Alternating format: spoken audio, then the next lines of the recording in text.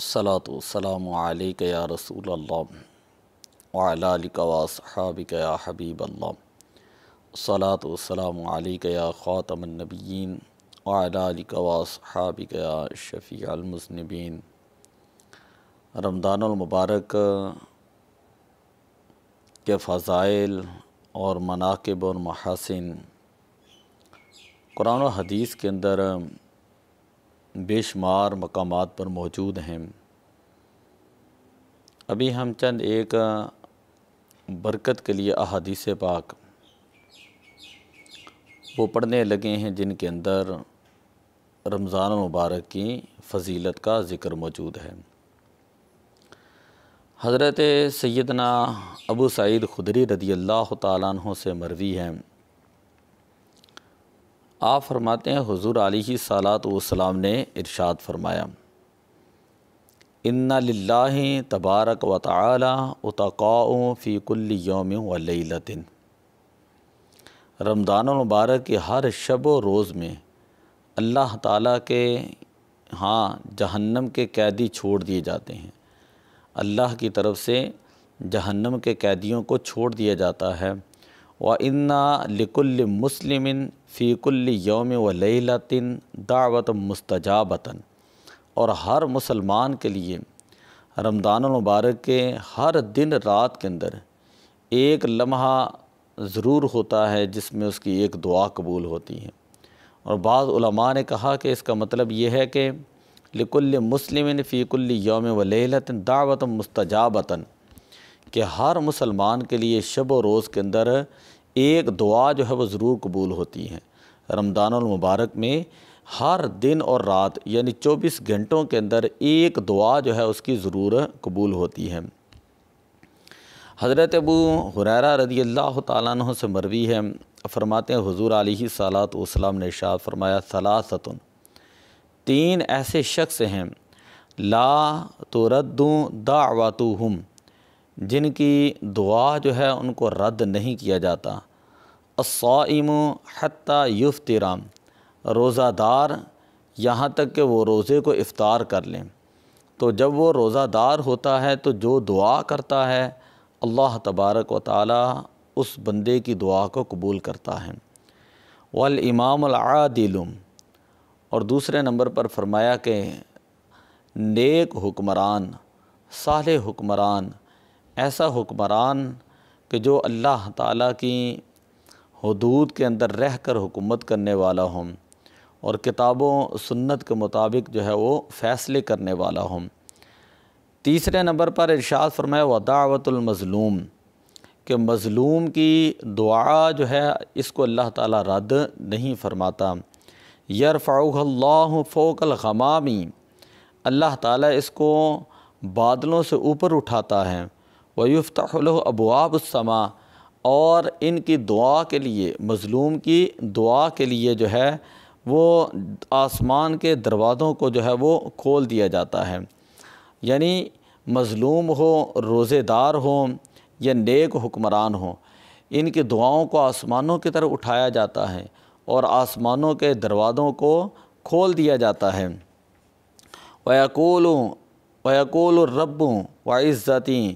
اور اللہ تبارک و تعالیٰ کی بارگاہ میں جب روزہ دار کی دعا، اسی طرح امام عادل نیک حکمران کی دعا اور مظلوم کی دعا جب اللہ کی بارگاہ میں پہنچتی ہے، وَيَقُولُ الرَّبُّ، تو اللہ تبارک و تعالیٰ ارشاد فرماتا ہے،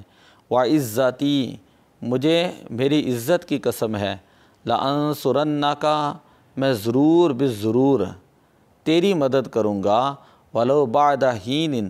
اگرچہ کچھ دیر کے بعد ہی ہوں۔ ترمذی شریف کے اندر یہ روایت جو ہے وہ موجود ہے۔ تو اس لیے ہمیں کوشش یہ کرنی چاہیے کہ رمضان المبارک کے اندر ہم کسی قسم کی کوتاہی نہ کریں اور روزے جو ہے وہ اخلاص اور محبت کے ساتھ ضرور رکھیں، اور اسی طرح یہ بھی دعا کرنی چاہیے کہ اللہ تعالیٰ ہمیں نیک اور صالح حکمران عطا فرمائے، اور یہ بھی کہ ہمیں کسی کے اوپر ظلم نہیں کرنا چاہیے اور مظلوم کی بد دعا سے جو ہے وہ ہمیں بچنا چاہیے۔ روزہ دار کے لیے دو خوشیاں، حضرت علی المرتضیٰ رضی اللہ تعالیٰ عنہ امیر المومنین، آپ فرماتے ہیں کہ حضور علیہ الصلاۃ والسلام نے ارشاد فرمایا کہ اللہ تبارک و تعالیٰ ارشاد فرماتا ہے، تو وہ روایت کے جس کے راوی حضور علیہ الصلاۃ والسلام ہوں، فرمان اللہ تعالیٰ کا ہوں، اسے حدیث قدسی کہا جاتا ہے کہ ان اللہ تبارک و تعالیٰ یقول، بے شک اللہ تبارک و تعالیٰ ارشاد فرماتا ہے، الصوم لی وانا اجزی بہ، کہ روزہ میرے لیے ہے اور میں ہی اس روزے کی جزا دوں گا، وللصائم فرحتان، اور روزہ دار کے لیے دو خوشیاں ہیں، حین یفطر، ایک خوشی اسے اس وقت ہوتی ہے جب وہ روزہ افطار کرتا ہے، وحین یلقا ربہم، اور دوسری اس وقت کہ جب وہ اپنے رب سے ملاقات کرے گا، والذی نفسی بیدہ، اور پھر حضور علیہ الصلاۃ والسلام نے ارشاد فرمایا، اس ذات کی عزت کی قسم جس کے قبضہ قدرت کے اندر میری جان ہے، لخلوف ففی الصائم اطیب عند اللہ من ریح المسک، کہ روزہ دار کے منہ کی خوشبو اللہ تبارک و تعالیٰ کو کستوری کی خوشبو سے بھی زیادہ جو ہے وہ پسندیدہ معلوم ہوتی ہے، یعنی سب سے روزہ دار کے منہ کی خوشبو اللہ تبارک و تعالیٰ کو کستوری کی خوشبو سے بھی زیادہ پسند ہے، کستوری کی خوشبو سے بھی زیادہ پسند ہے۔ اسی طرح ایک روایت کے اندر یہ موجود ہے کہ حضور علیہ الصلاۃ والسلام نے ارشاد فرمایا کہ ان الجنۃ تزخزف لرمضان من رأس الحول الی حول، کہ بے شک جنت کو رمضان المبارک کے لیے سجایا جاتا ہے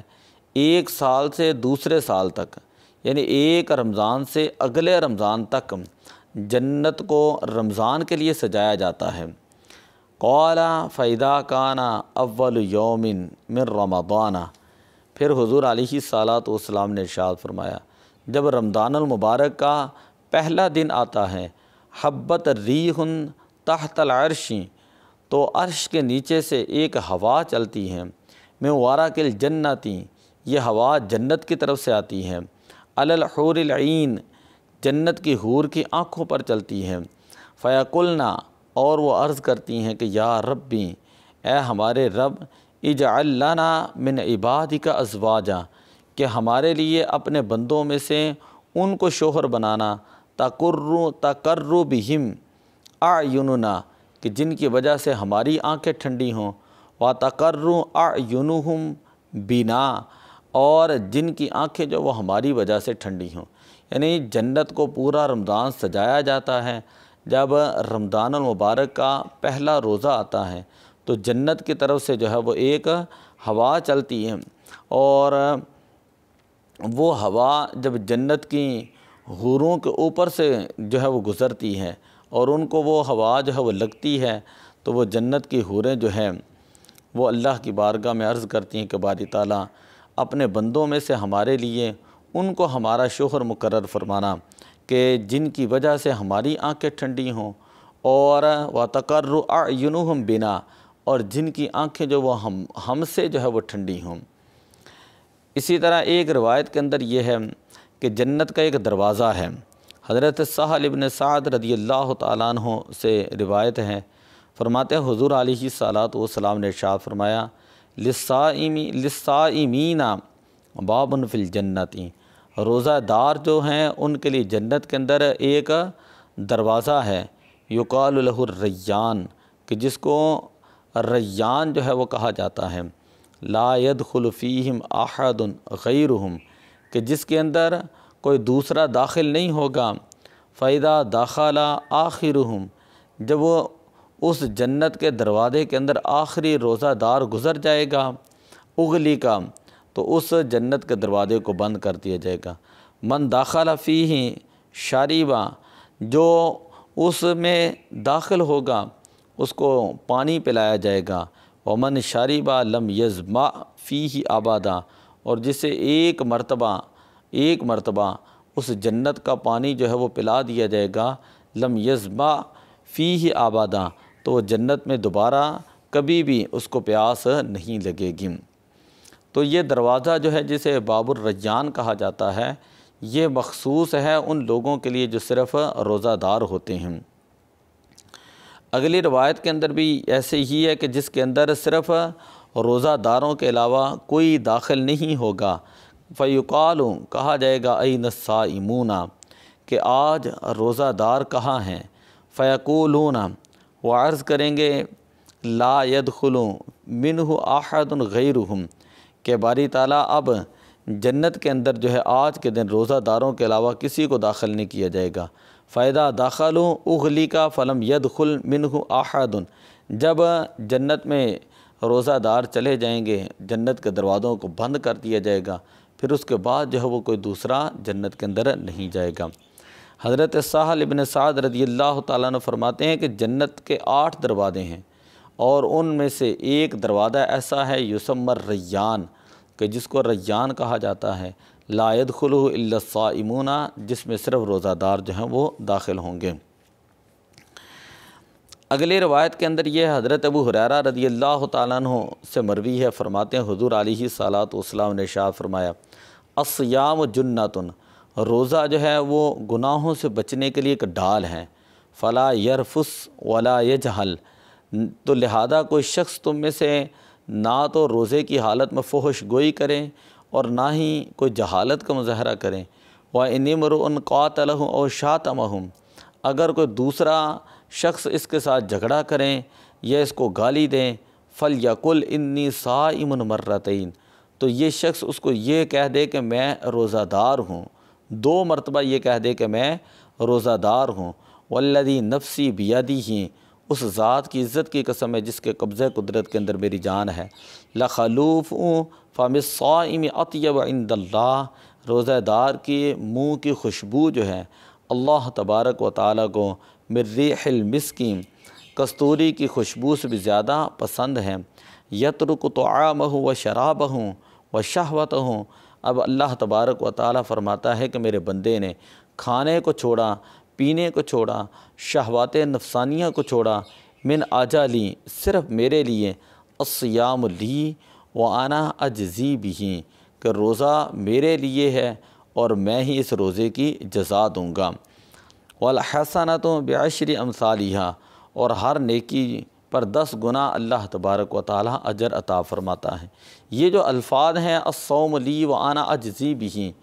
اگر ہم اس کو مجہول پڑھیں تو اس کا مطلب ہوگا الصوم لی وانا اجزا بہ، کہ بندے نے روزہ میرے لیے رکھا، لہذا اپنے بندے کو کی جزا جو ہے میں خود بن جاتا ہوں۔ ایک میں تو یہ ہے کہ اپنے بندے کی جزا، روزے کی جزا میں خود دیتا ہوں، یعنی ہر عبادت کی جو جزا ہے اس کو جو ہے وہ مخصوص طور پہ بیان کر دیا، لیکن فرمایا کہ الصوم لی، روزہ میرے بندے نے میرے لیے رکھا تھا، وَأَنَا أَجْزِي بِهِ، میں ہی اس کو جزا دوں گا۔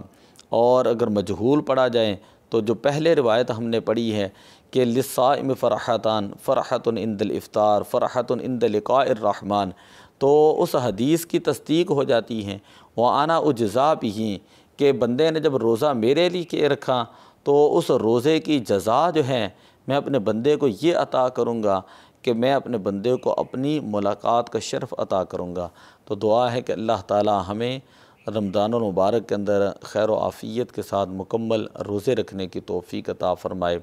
الصلاۃ والسلام علیک یا رسول اللہ وعلی آلک و اصحابک یا حبیب اللہ۔